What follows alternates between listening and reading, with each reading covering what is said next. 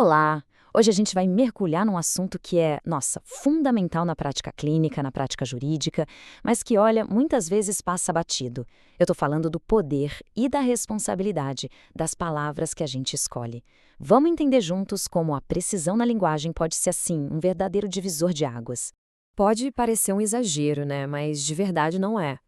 Uma palavra, uma única palavra. A gente vai ver como a linguagem usada em relatórios profissionais não está só descrevendo uma situação, ela está de fato determinando o curso de uma vida inteira. E é exatamente isso que nos traz para a nossa primeira parte. Porque, sabe, a linguagem, num contexto profissional, não é uma espectadora passiva da realidade. De jeito nenhum. Ela é ativa, ela constrói, ela define. É sério, vamos parar para pensar um pouco. Um diagnóstico, uma avaliação de custódia, um laudo pericial, cada termo ali carrega um peso gigantesco. A escolha entre escrever agressivo e reagiu fisicamente após provocação pode ter consequências jurídicas e terapêuticas completamente diferentes. Muda tudo.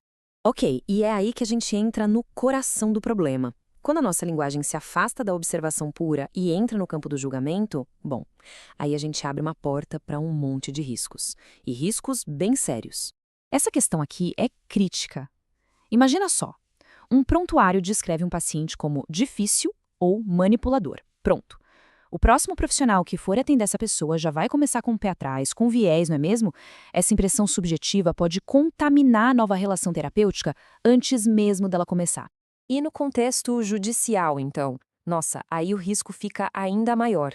Afirmar uma intenção que não pode ser provada, tipo dizer que alguém agiu com malícia em vez de só descrever o ato em si, é um pulo no escuro, é super perigoso.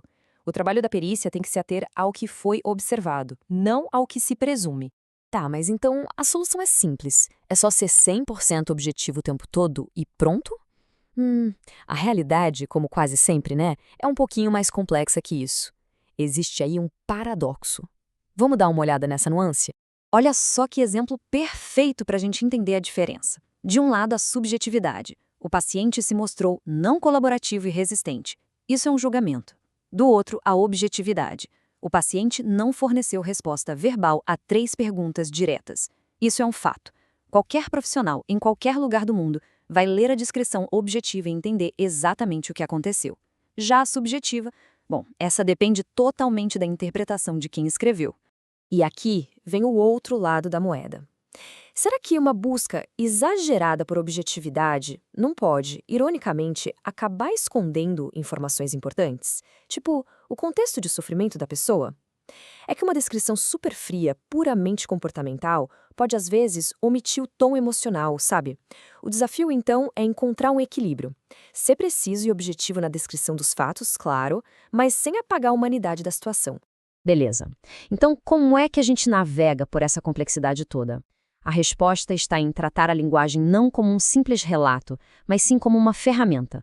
Uma ferramenta de altíssima precisão, quase cirúrgica. E essa citação, para mim, resume tudo. Adotar uma linguagem científica não é pedantismo, não é para parecer mais inteligente. É, antes de tudo, um ato de responsabilidade e de ética profissional.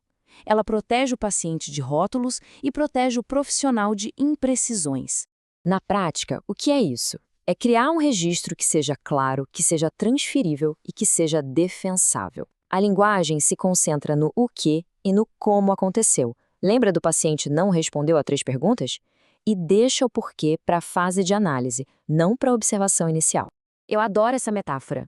A linguagem precisa não criar algo que não existe. Ela simplesmente limpa as distorções, como uma lente de foco, permitindo que a realidade seja vista com a maior clareza possível por qualquer pessoa que olhe através dela.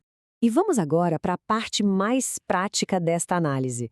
Como a gente pode aplicar tudo isso no dia a dia? Existe uma ferramenta mental que é, olha, incrivelmente simples e muito, muito poderosa. O processo é bem direto. Primeiro, a pessoa escreve a sua observação, o seu laudo normalmente. Depois, antes de bater o martelo e finalizar, revisa cada frase descritiva que foi colocada ali. E aí, vem o terceiro e último passo: fazer a si mesmo a tal pergunta mágica. E aqui está ela, a pergunta de ouro. Uma câmera de segurança veria exatamente o que eu escrevi aqui? Pensa bem, uma câmera veria alguém ansioso? Não. Ela veria alguém mexendo as mãos repetidamente com a respiração acelerada.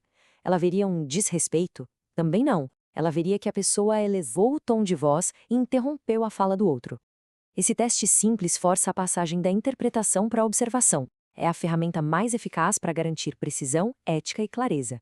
E a reflexão que fica é essa: os laudos que a gente escreve por aí passariam nesse teste?